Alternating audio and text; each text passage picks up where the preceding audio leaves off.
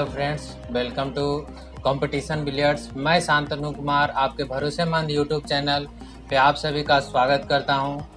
तो आइए हमारे साथ जुड़ जाइए और आज मैं आप लोगों के बीच क्वांटम थ्योरी लेकर आया हूं। तो आइए बढ़ते हैं क्वांटम थ्योरी की ओर। Quantum theory. क्वांटम, सबसे पहले क्वांटम क्या होता है? A very small quantity of electromagnetic energy को क्वांटम कहते हैं। क्वांटम एक स्मॉल पॉकेट ऑफ एनर्जी है जिसे हम क्वांटम कहते हैं। तो यहाँ पे एक वर्ड आया इलेक्ट्रोमैग्नेटिक एनर्जी। तो आइए जानते हैं इलेक्ट्रोमैग्नेटिक एनर्जी के बारे में। तो it is a form of energy that can be radiant और emit from object through electrical और magnetic wave travelling in space. तो जैसा कि आप देख रहे हैं सन को, तो उसी तरह से इलेक्ट्रोमैग्नेटिक एनर्जी भी है। सन में क्या होता है, लाइट और हीट दोनों होता है। उसी तरह इलेक्ट्रोमैग्नेटिक एनर्जी में क्या होता है, इलेक्ट्रिकल और मैग्नेटिक वेव दोनों ट्रेवल करते हैं। तो आइए देखते हैं एग्जांपल इलेक्ट्रोमैग्नेटिक एनर्जी का। तो light energy is a electromagnetic energy. Light quantum is known as photon. तो आइए बढ़ते हैं क्वांटम थ्योरी की ओर और क्वांटम थ्योरी को विस्तार से जानते हैं। तब the wave theory of transmission of radiant energy appear to imply that energy was emitted in continuous waves. In 1900, Max Planck studied the spectral line obtained from hot body radiation at different temperature.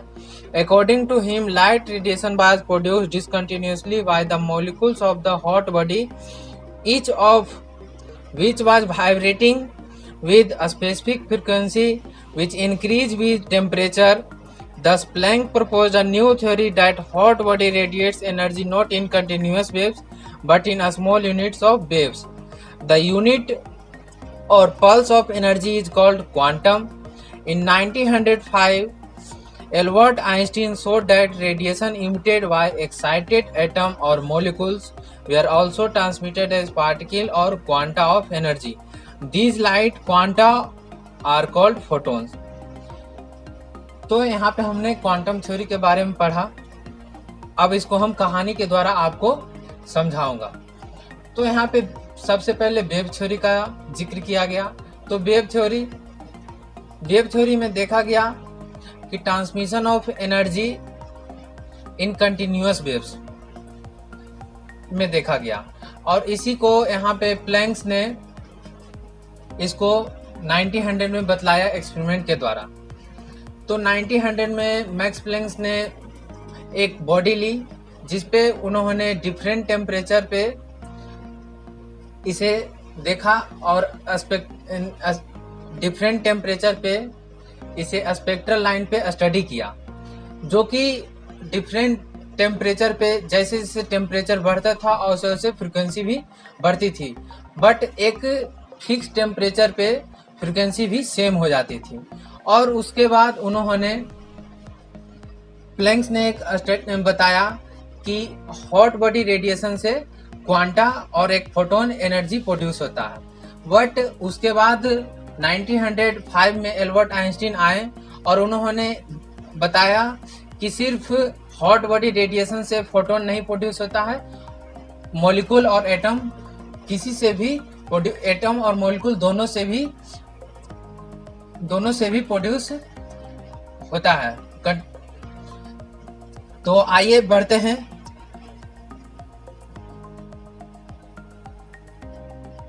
The general quantum theory of electromagnetic radiation in its present form may be stated as: first point, when atom or molecule absorb emit radiant energy, then they show in separate units of waves called quanta or photons.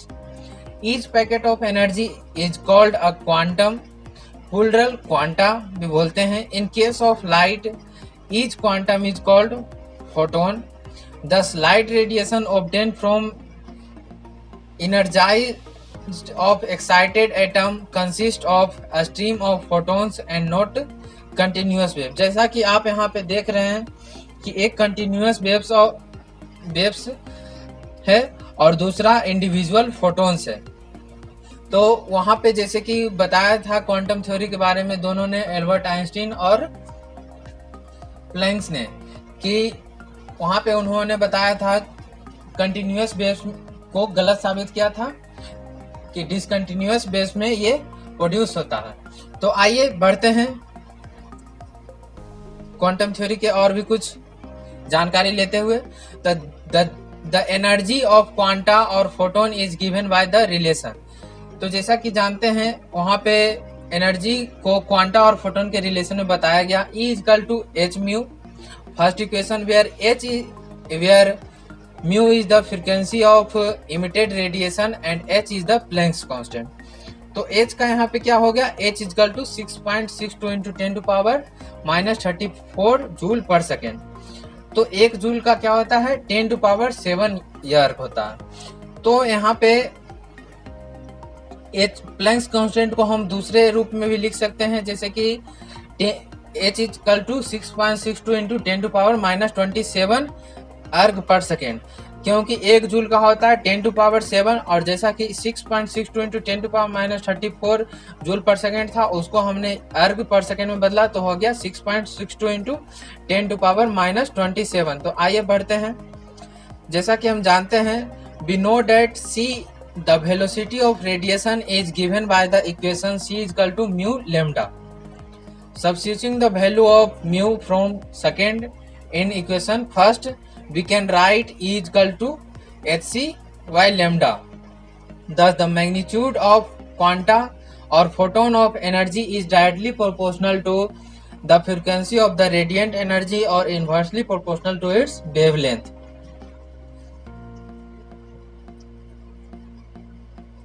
Third point, an atom or molecule can emit or observe either one quantum of energy h mu or any whole number multiply of this unit.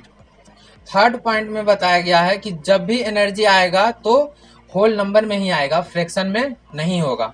तो दस radiant energy can be emitted as h mu, 2h mu, 3h mu and so on, but never as 1.5 h mu, 3.27 h mu, 5.9 h mu or any other fractional value of h mu, that is n h mu.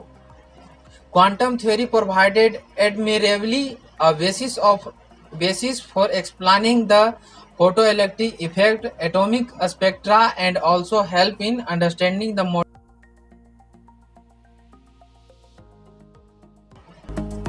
तो आज के लिए धन्यवाद। इसी तरह हमारे channel में बने रहें। वीडियो पसंद आया हो तो वीडियो को लाइक करें, शेयर करें। धन्यवाद।